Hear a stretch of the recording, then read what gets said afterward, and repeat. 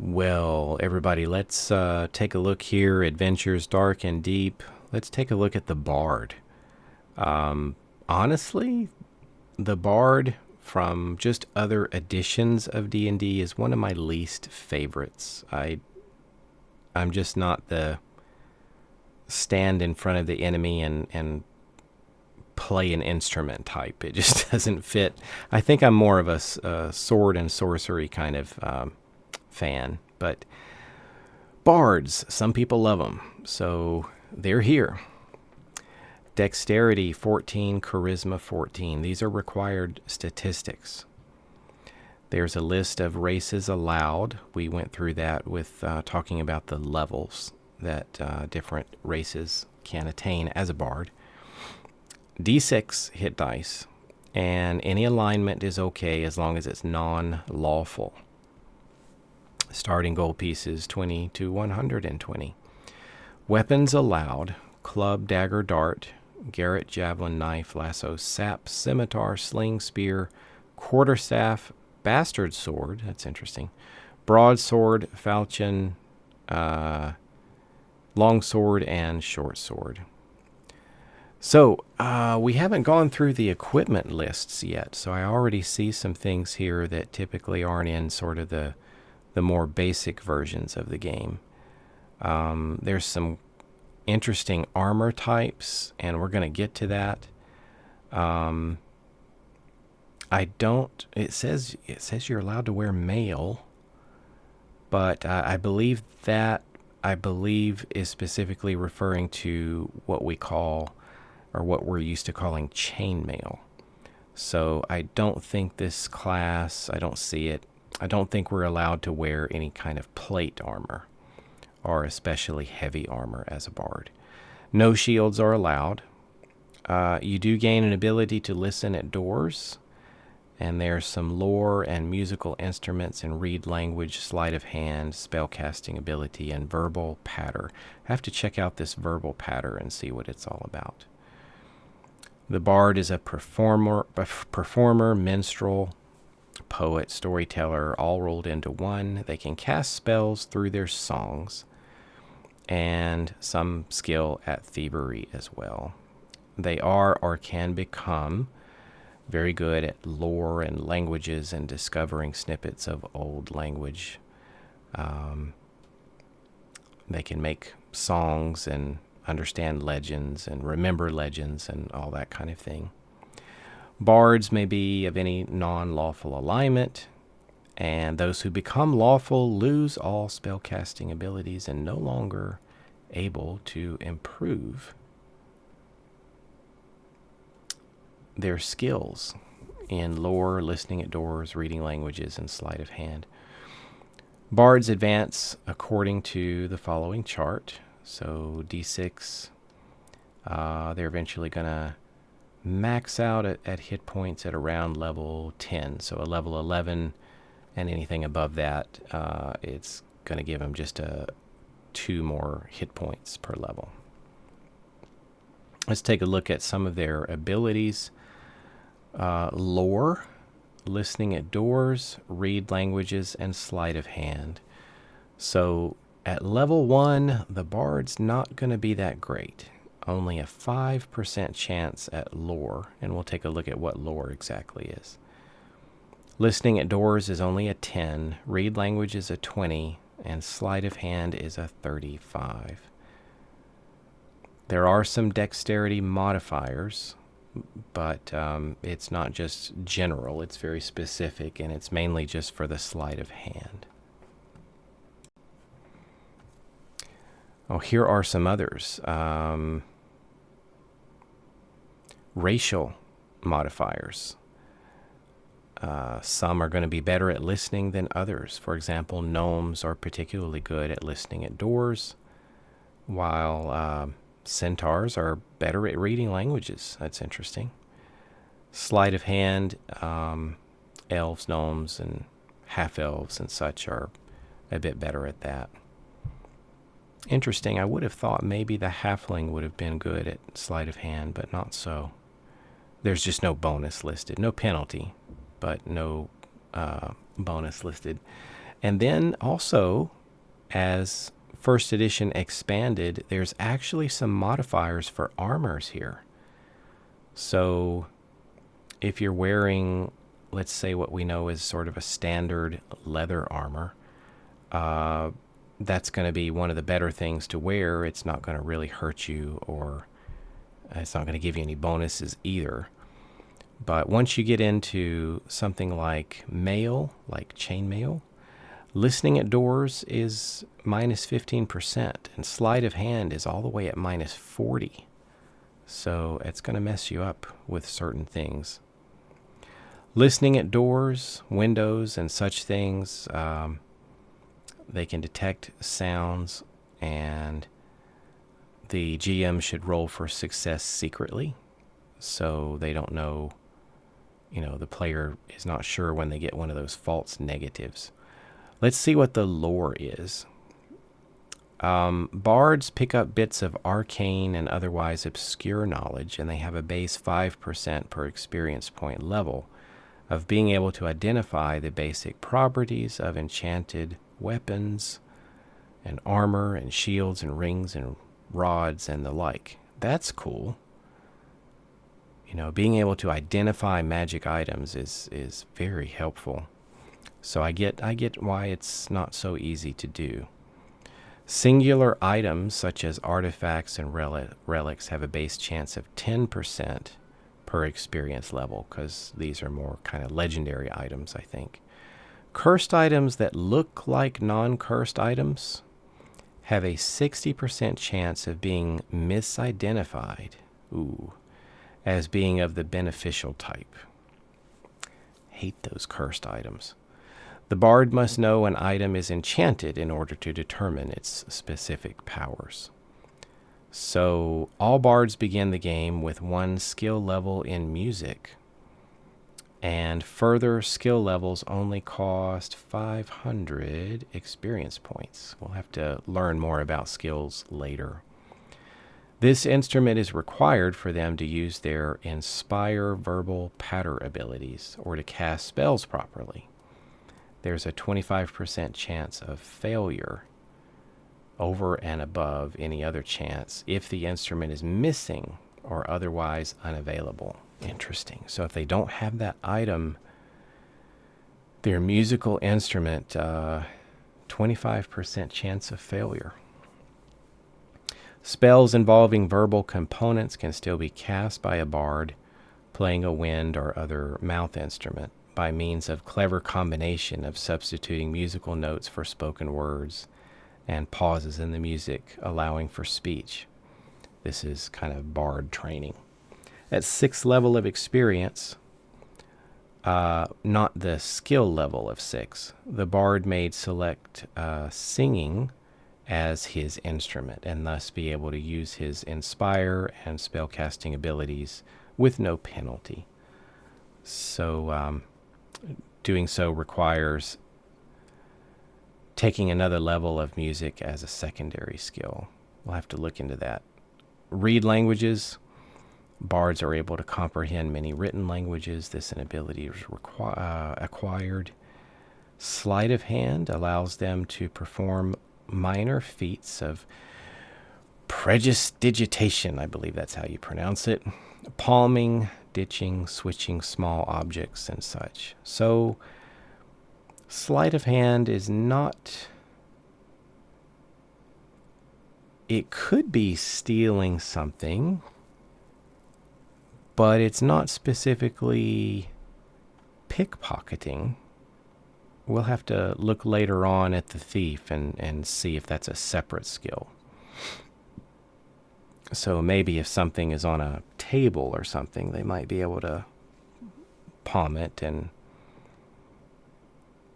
switch it quickly or do something like that. But pickpocketing may be something else entirely. Bards are able to cast magic spells in the forms of songs learned over the course of their lifetime and wandering. So they've got some spell tables here. They actually do have bard spells available at 1st level. So you get a 1 spell at 1st level.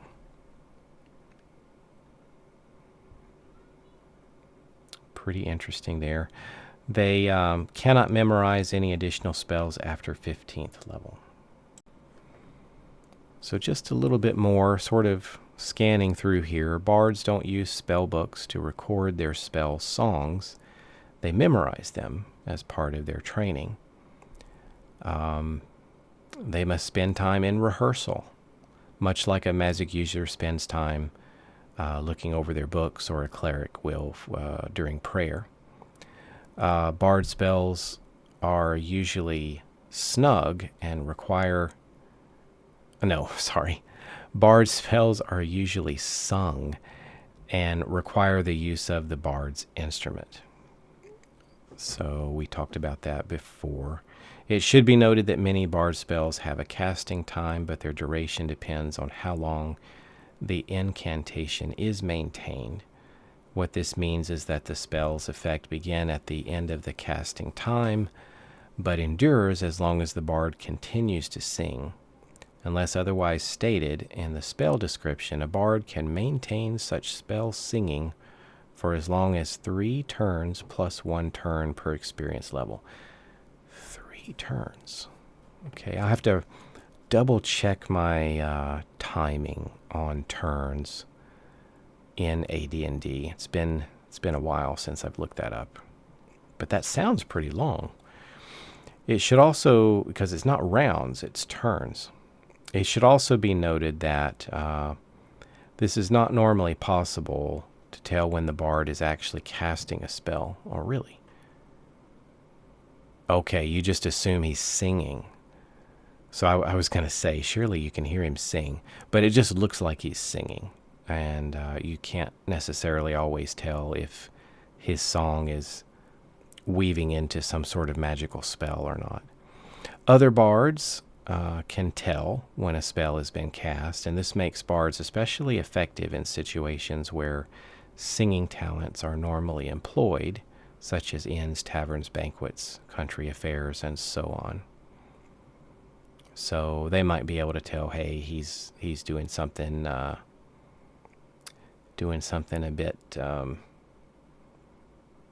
I've got the wrong word in my head, but he's not being straight. He's being sneaky with his song there. He's trying to charm everybody or something.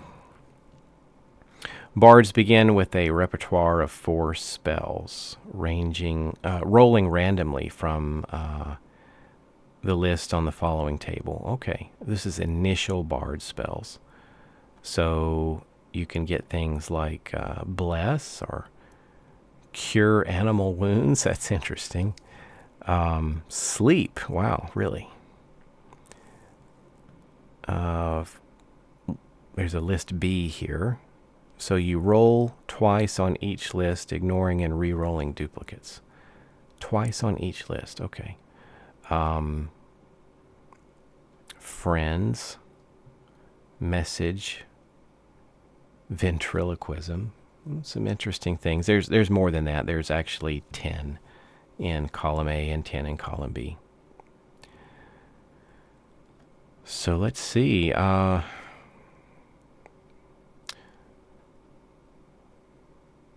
Bards can actually add to their list of songs by listening to other songs of other bards. This can be done in an adversarial situation where another bard is singing against the bard and his party, or when another bard is singing on the same side as the bard who wishes to learn. He does not need to be able to cast the spell himself in order to memorize it. He simply cannot cast it until he has achieved the necessary experience level. There's a base 30% chance of the bard being able to add such a song to his repertoire. This chance is adjusted as follows. So it's kind of a matter of intelligence and the different levels between you and the person, singing the song. It's necessary for the listener to focus solely on the spell being cast. So he cannot himself be singing, fighting, or so forth while this is going on. And if he is attacked during the process, he must make a successful saving throw versus spells to attempt to learn the spell. So it's almost like a concentration roll. And there's an interesting example here of Marcus the singer is in combat against a party that includes amongst its ranks the even Stefan the rhymer. Maybe it's Stephen. Marcus is 6th level and has an intelligence of 16, and Stephen is 7th level.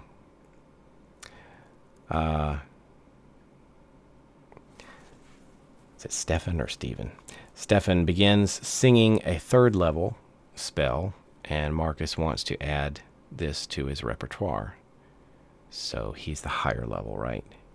Yeah, Marcus is lower level, and he wants to add it. Gotcha. Marcus has a 30% base chance, plus 2% for his intelligence score, minus 5% for the level difference between them, for a total of 27%.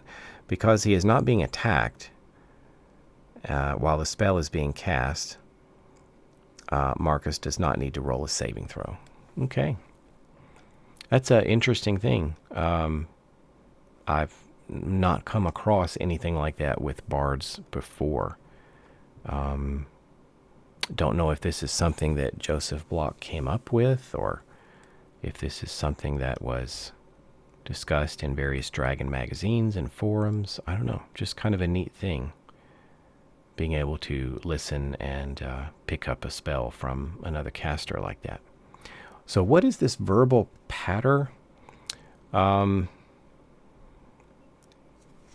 These are skills used to entertain and influence audiences, and while engaging in this verbal patter, the bard cannot cast spells. Combat, however, is still allowed, except when the bard uses a musical instrument to accompany this patter ability. So it seems to be broken into attend, distract, or entertain, inspire, or trust and value. So 4 different columns here with different percentages. So attain gives you the best chance at 40% at level 1. Distract is 20%, inspire is 30%, and trust is 10%. So the highest any of these abilities can ever become is 95%. So what are these? We're going to take a look here, but your charisma can modify. If you've got a decent charisma, you can get a bonus of anywhere from 5, 10, 15% or more in most of these. Inspire is not adjusted, but attend and distract and entertain and trust and value are. So these abilities are verbal in nature, and therefore the target or the audience does need to be able to understand what is being said.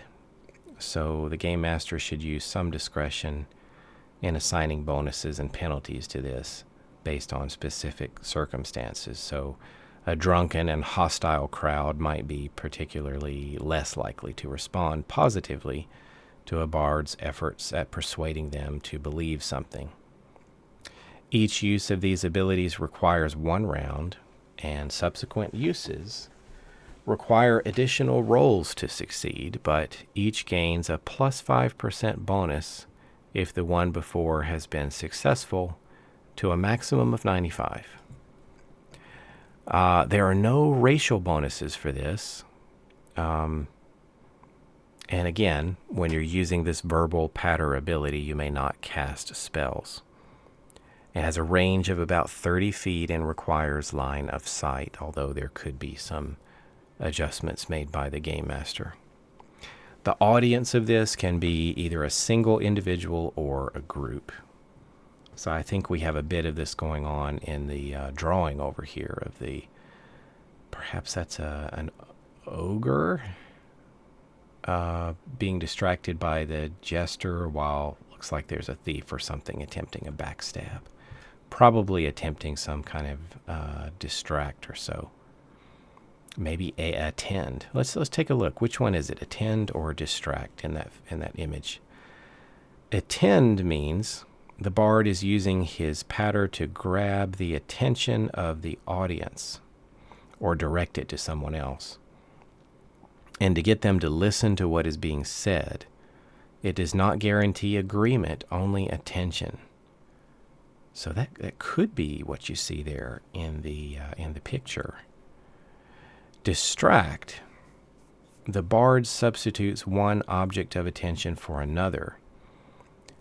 He could come dashing into an orc guard room, claiming to be chasing a lost puppy, distracting the orcs from the rest of the party coming down the hall. If the character succeeds, the target transfers its attention from one object to the other. When using a musical instrument, the bard gets a 20% bonus to the roll. So which one would it be? Attend? That grabs attention, or is it distract? Getting them looking at something else. I wonder what the author would say here. Go according to that artwork and the gesture over there. Is he attending, trying to just simply get the attention on himself, sticking out his tongue like that and dancing? Or is that a distraction? So let's see. Entertain. The bard attempts to occupy the attention of an audience with jokes, comedy, gags, and amusing yarns. So it looks like he's entertaining too over there. On a successful roll, the audience responds with laughter, chuckles, and generally jolly attitude, depending upon the bard's intent. While using a musical instrument, the bard gains a 20% bonus to the roll. Inspire. This is something I often associate with bards in a lot of different editions. With this ability, they attempt to bolster the morale of the fighting and trying to help their comrades, If successful, all those friendly to the bard within 40 feet receive a 20% bonus to their morale rolls and plus one bonus on all their two-hit damage and saving throw. So it's damage too. Include the bard's charisma morale adjustment when determining the success or failure of a morale check. The bard must play a musical instrument while using this ability, but at higher levels they can simply sing if voice is their chosen, if that's their musical proficiency. So what's trust? With this ability, the bard attempts to persuade the audience that a third party, not the bard himself, is worthy of their trust and faith. This will not mean automatic acceptance of anything the third party says, but it certainly makes them much more likely to be heeded. So I'm starting to have images now of, what was that movie, A Knight's Tale, where the guy used to go out and introduce his knight into the tournament and used to talk to the crowd and get them all excited by listing his long list of the knight's accomplishments and his noble line and all this. It was all made up, but it was a really cool way to get everybody going. Value. The bard attempts to make his audience revere or generally have a high opinion of a particular person or thing. Interesting. Some of these seem pretty close to me. Trust and value. I guess these are put together for that reason. That's why they're in the same category. Distract or entertain is both in there. Yeah, okay. So attend is in its own column,